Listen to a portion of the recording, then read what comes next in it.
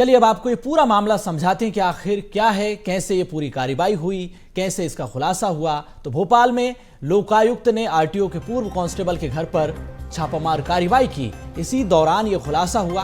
ये देखें, आप नोट की गड्डियां देख रहे हैं। 19 दिसंबर को अरेरा कॉलोनी स्थित घर और ऑफिस में छापामार कार्रवाई की। कार्रवाई में 2 करोड़ से ज्यादा कैश, आधा किलो सोना, 50 लाख के जेवर चांदी भी जब्त हुए हैं। ऑफिस से 1 करोड़ 70 लाख रुपए कैश सहित प्रॉपर्टी के दस्तावेज भी मिले थे।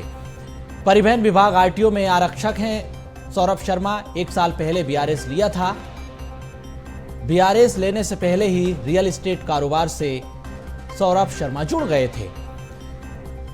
सौरभ शर्मा के खिलाफ लगातार शिकायतें मिल रही थी, तो शिकायतों के बाद इस पर यह एक्शन हुआ। सौरभ शर्मा को अपने पिता की जगह पर अनुकंपा में नौकरी मिली थी। मूल रूप से ग्वालियर के रहने वाले हैं सौरभ शर्मा। धनकुबेर निकले हैं। सौरभ शर्मा पर मध्य प्रदेश के आधे परिवहन चेक पोस्ट की जिम्मेदारी थी। चेक पोस्ट में आने वाले पूरी नकदी को भी खुद डील किया करता था सौरभ शर्मा। तो चेक पोस्ट पर तैनात इंस्पेक्टर और दूसरे अफसरों का शेयर वो खुद तय करता था। 1 जुलाई 2024 से पहले एमपी में कुल 47 परिवहन चेक पोस्ट थे। इनमें से 23 को सौरभ संभालता था। 19 दिसंबर की टीम मेंडोरी के जंगल में कार से 24 किलो सोने की सिल्लियां जब्त करती हुई नजर आई। सौरभ के दोस्त चेतन गौर की कार बताई जा रही थी, जिससे ये सोना जब्त हुआ। तो ये पूरा मामला हमने आपको समझाया कि कैसे खुलासा हुआ। परत दर परत इसकी सारी जानकारी आप तक हमने पहुंचाई है। तो चलिए अब आपको बताते हैं कि आज ईडी ने क्या क्या कार्रवाई की है। ईडी अभी तक भोपाल में सौरभ शर्मा के 3 ठिकानों पर पहुंची।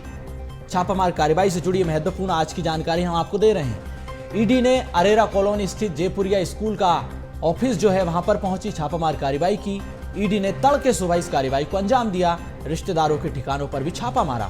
भोपाल, ग्वालियर, जबलपुर के ठिकानों पर ये छापामार कार्रवाई की। जबलपुर में सौरभ शर्मा के बहनोई के घर पर भी छापा मारा। तो इसके कितने राजदार हैं उन तक भी अब टीम पहुंचने की कार्रवाई कर रही है। सौरभ शर्मा के घर पर भी ग्वालियर में छापामार कार्रवाई हुई।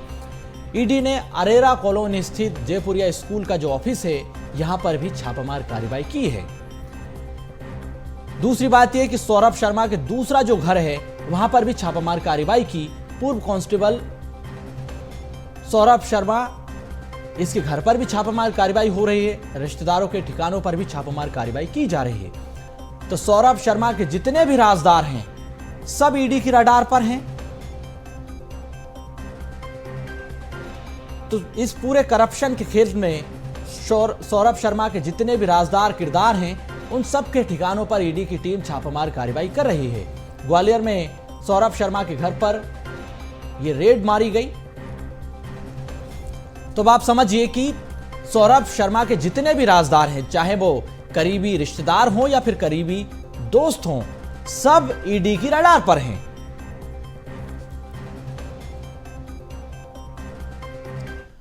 तो अब इस पूरे टॉप डाउन करप्शन में बीएसटीवी के भी कुछ सवाल हैं, वो आपको बताते हैं। सवाल सबसे बड़ा यही कि ईडी की एक्शन से महत्वपूर्ण कई सवाल उठे। लोकायुक्त की कार्रवाई में कई सारी खामियां भी नजर आई। सौरभ के अन्य ठिकानों पर सबसे बड़ा सवाल यह कि अभी तक क्यों कार्रवाई नहीं हुई। दूसरी महत्वपूर्ण बात यह कि जो लोकायुक्त की कार्रवाई में जो खामियां नजर आ रही है उनको कैसे भरा जाएगा। सौरभ के अन्य ठिकानों पर अभी तक कार्रवाई क्यों नहीं हुई है, कितने ठिकाने हैं, कहां कहां पर इसके नेक्सेस हैं, उस पर भी एक सवाल है। सौरभ शर्मा के ग्वालियर स्थित घर पर एक्शन क्यों नहीं हुआ है, यह भी एक सवाल है। दूसरी बात यह कि सौरभ शर्मा के जो जबलपुर, ग्वालियर में लोकायुक्त की जांच क्यों नहीं हो पाई है, यहां पर भी उनके ठिकाने हैं, उन पर भी कार्रवाई होना चाहिए। दूसरी बात यह कि भोपाल में भी कार्रवाई के दौरान सोना बरामद नहीं हुआ, इस पर भी सवाल उठ रहे हैं। लोकायुक्त की रेड से ज्यादा संपत्ति लावारिस हालत में क्यों मिली। तो ईडी के एक्शन पर जो अब सवाल हैं वो आप तक पहुंचा रहे हैं। लोकायुक्त की कार्रवाई में जो खामियां हैं वो हम आप तक पहुंचा रहे हैं, बता रहे हैं। तो सौरभ के अन्य ठिकानों पर कार्रवाई क्यों नहीं हुई, यह भी एक गंभीर सवाल है। दूसरी महत्वपूर्ण बात यह कि सौरभ शर्मा के ग्वालियर स्थित घर पर एक्शन क्यों नहीं हुआ।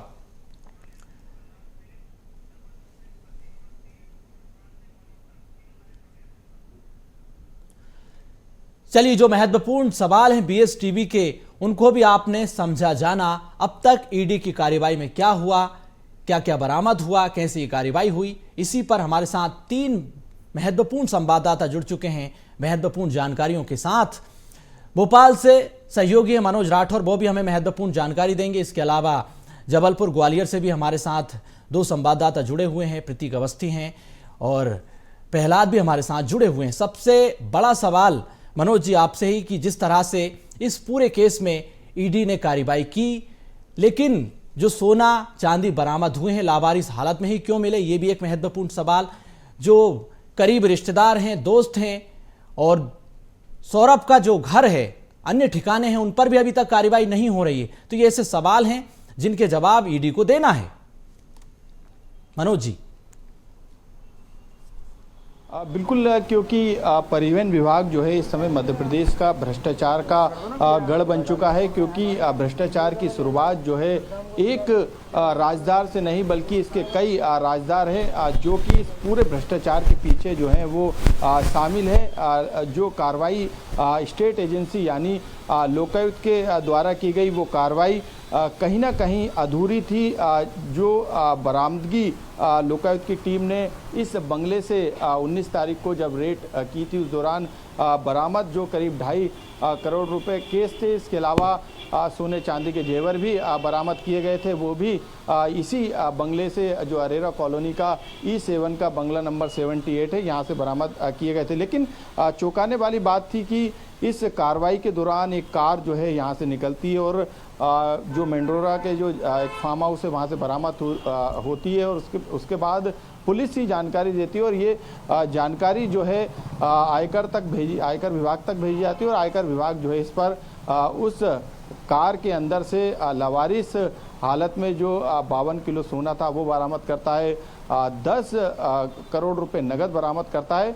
उसके बाद भी लोकायुक्त की जो कार्रवाई है वो आगे नहीं बढ़ी, यानी लोकायुक्त की जो कार्रवाई थी वो सौरभ शर्मा तक सीमित रही। लेकिन जैसे जैसे ईडी ने इस पूरे मामले में FIR दर्ज की, मनी लॉन्ड्रिंग की, उसके बाद जो कनेक्शन सामने आए, सौरभ शर्मा का जो कनेक्शन था वो चेतन सिंह तक, उसका जो साथी तक, उसी तक सीमित नहीं था। उसके अलावा भी कई ऐसे राजदार थे जो इस कड़ी से जुड़े हुए थे।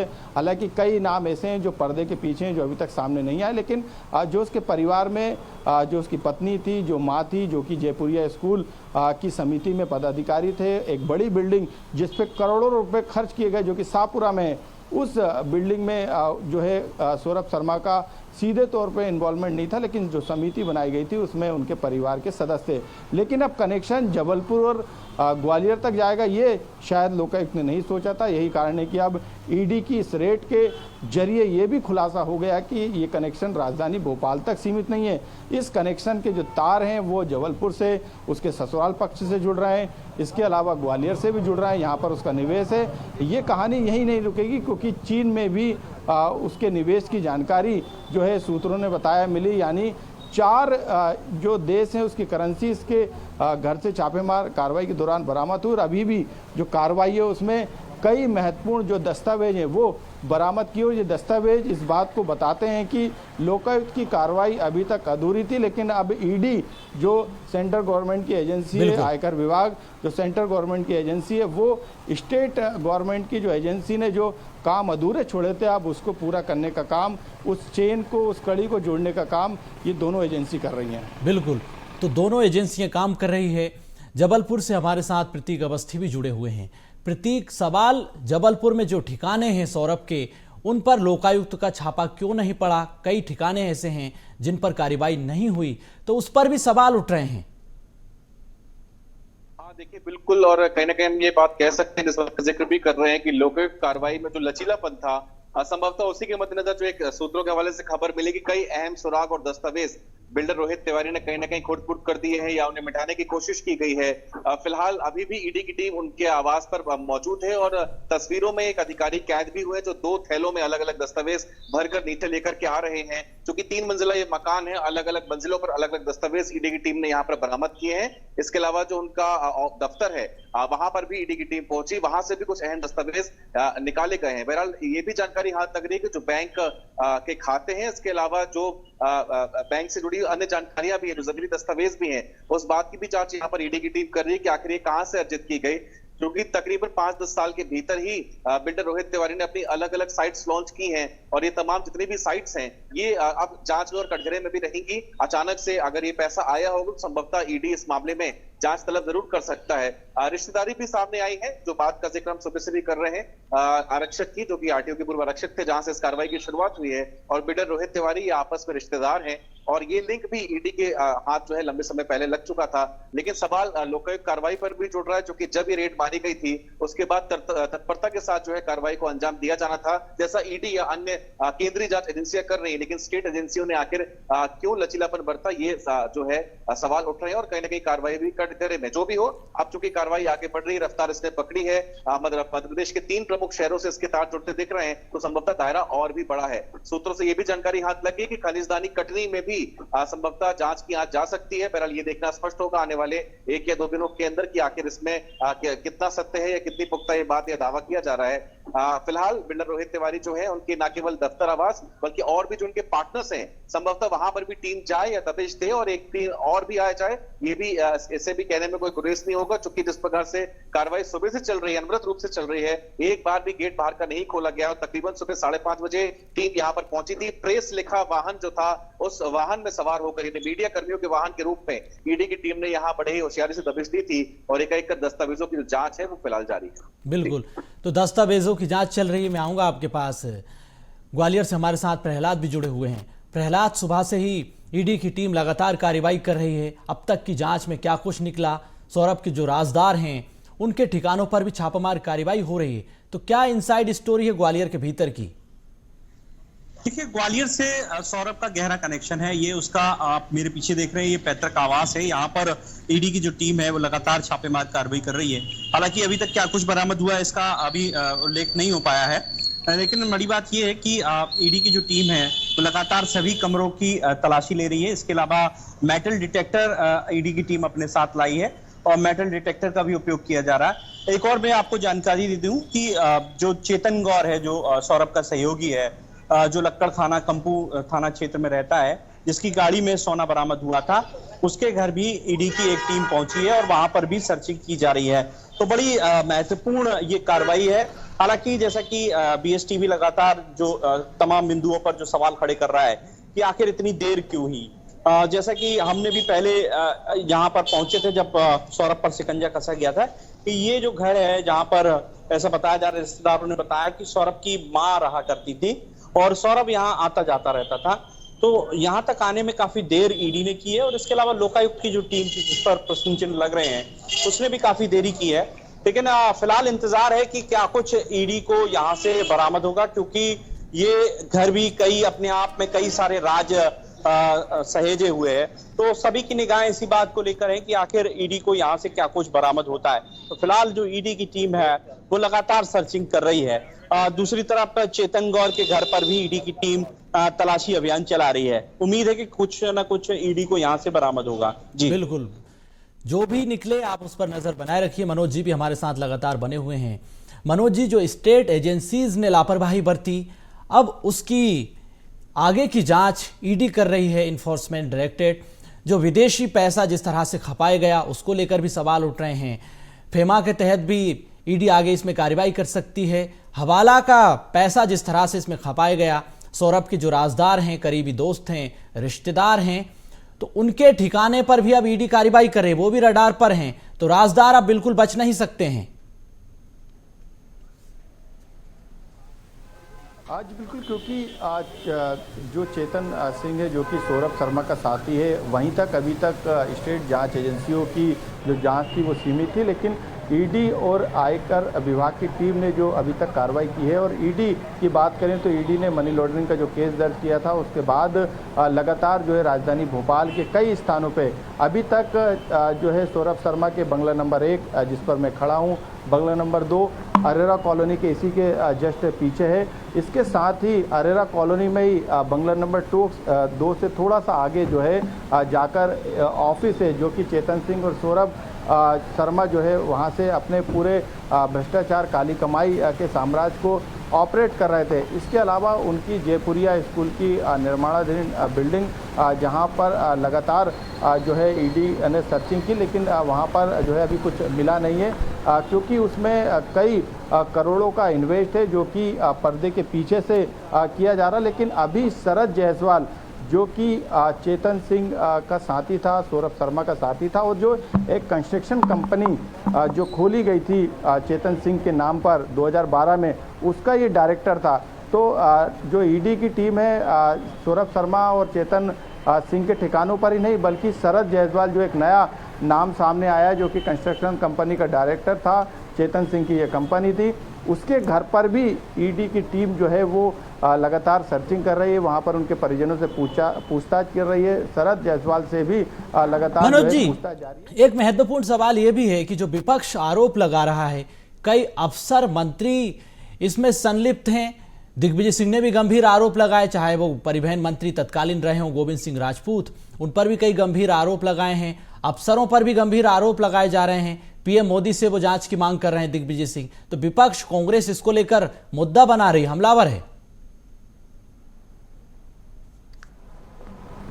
जी बिल्कुल, क्योंकि विपक्ष का ये काम है और विपक्ष अपने काम को बखूबी तरीके से कर रही है। उसने मांग की थी, चाहे दिग्विजय सिंह हो, जीतू पटवारी हो, उमंग सिंघार हो या उप नेता प्रतिपक्ष जो है वो हो, ये तमाम जो नेता हैं कांग्रेस के बड़े नेता में शुमार हो या कमलनाथ भी हो, उन्होंने सरकार को निशाने पे लिया। और जो सरकार में परिवहन मंत्री मौजूदा दौर में रहे हो या पहले रहे हो, उनके एंगल से भी जांच करने की मांग की। उन पर भी गंभीर आरोप सौरभ शर्मा के कनेक्शन को लेकर लगाए। तो विपक्ष अपना काम कर रहा है, उसका काम है मुद्दों को उठाने का, और सियासी तौर पर भी इसे भुनाने की कोशिश विपक्ष के द्वारा की जाएगी। लेकिन वो इस सियासत का एक अलग पहलू है, लेकिन क्योंकि ये जो है संवैधानिक संस्थाएँ हैं जो कि इसी काम के लिए बनाई गई है।